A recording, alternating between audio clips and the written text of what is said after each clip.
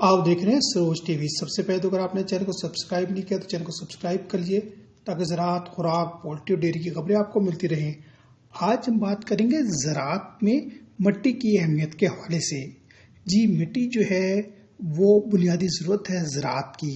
کسان ان گنت روپے خرچ کرتے ہیں مٹی کو زرخیز بنانے کے لیے، کھادوں کا استعمال کرتے ہیں کہ کس طرح زمین میں موجود مادے متحرک ہوں اور ان کی پیداوار میں اضافہ ہو۔ لیکن اس مٹی کو جو چیلنج درپیش ہیں، یہ مٹی جو تیزی سے ختم ہو رہی ہے، اس کے حوالے سے آج ہم بات کریں گے کہ کیا صورتحال ہے، کیوں معاملہ اتنا سنگین ہوتا جا رہا ہے کہ مٹی جو ہے وہ تیزی سے ختم ہوتی جا رہی ہے۔ جی، کلائمیٹ چینج جو ہے کرۂ ارض پر لوگوں کو درپیش جو ماحولیاتی چیلنج ہے، ان میں سے ایک چیلنج یہ ہے کہ زمین جو ہے وہ اپنی بقا برقرار نہیں رکھ پا رہی۔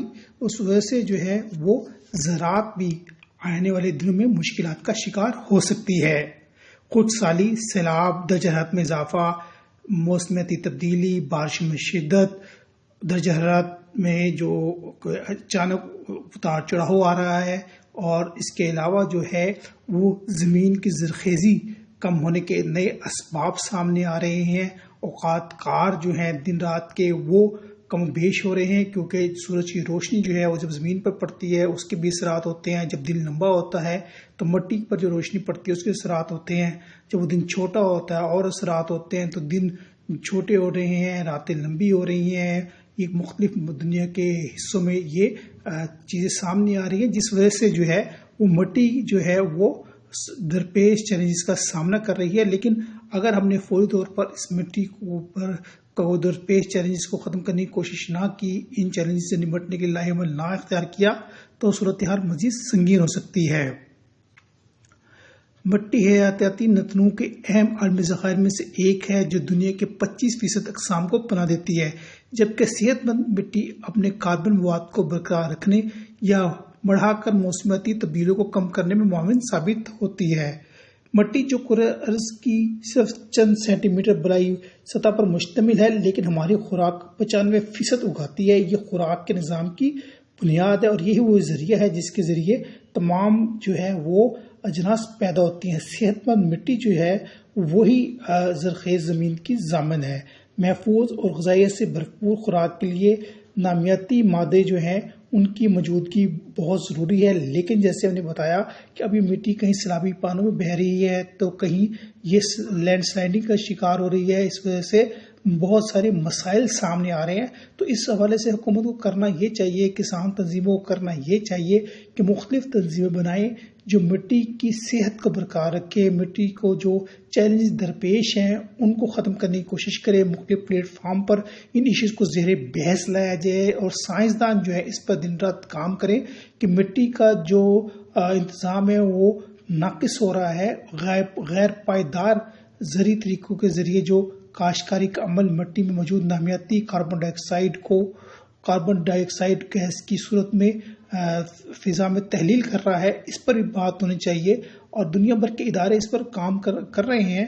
تو اس پر پاکستان میں بھی کام کرنا چاہیے۔ جو کاشتکار صاحب ثروت ہیں، جن کے پاس وسائل زیادہ ہیں، وہ آگے آئے اور اس پر کام کریں اور سائنسدانوں سے رابطہ کریں، مقامی سطح پہ اس کے انتظامات کریں تاکہ جو ہے مٹی کا وجود خطرے سے بچ سکے۔ اگر یہ مٹی جو ہے اپنی صحت کھو دی، اس میں موجود جو نامیاتی اجزاء ہیں وہ ختم ہو گئے، تو پورے پاکستان کی زراعت کے لیے مشکلات پیدا ہوں گی۔ مٹی کی صحت اور زرخیزی کے درپیش خدشات سے نبرد ازما ہونے کے لیے جدید مشینوں کے ذریعے کاشتکاری، جدید ورائٹوں کا استعمال، نہری پانی کی دستیابی، کھادوں کا مناسب استعمال، زمین کا جو ہے تجزیہ، سائنسی رپورٹ کی ہونا بہت ضروری ہے۔ کھادوں اور زرعی زہروں کا بلا ضرورت اور غیر متناسب استعمال جو ہے وہ زمین کے لیے بھی نقصان دہ ہے۔ اسی طرح جو ہے موسمیاتی تبدیلیاں، جیسے ہم نے بتایا ہے، گرین ہاؤسز جو بن رہے ہیں، ہاؤسنگ سوسائٹیاں بن رہی ہیں، اس کے حوالے سے بھی جو ہے وہ زمین کو اور مٹی کو بڑے چیلنج درپیش ہیں۔